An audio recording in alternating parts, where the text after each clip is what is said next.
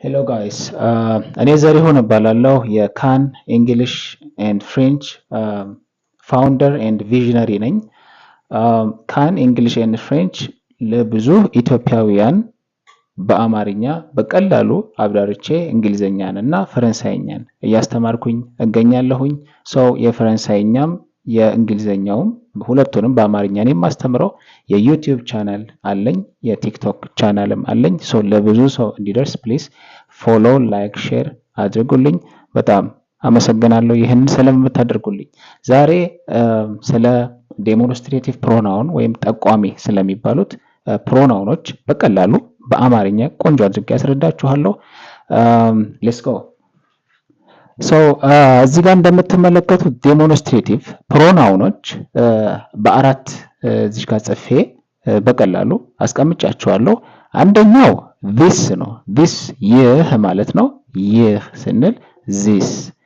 ኤንድ ለብዙ ደግሞ ሲሆን ዚስ ነው። በተመሳሳይ እነዚህ ለማለት ስንፈልግ ደግሞ ዚስ ነው። ሲነበቡ ሁለቱም ዚስ ተብለው ነው። የፊደል ልዩነት ብቻ ነው ያላቸው ማለት ነው። ዛት ደግሞ እዚህ ጋር እንደምታዩት ያኛው ማለት ነው። ዶስ ደግሞ ስንል እነዚያ ማለታችን ነው። ዶስ ደግሞ እነዚያ ነው። ስለዚህ እነዚህን በቀላሉ በምሳሌ አሳያችኋለሁ ማለት ነው።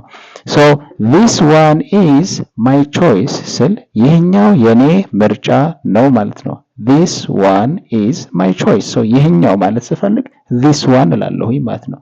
ያኛው ማለት ስፈልግ that one ማለት እችላለሁኝ።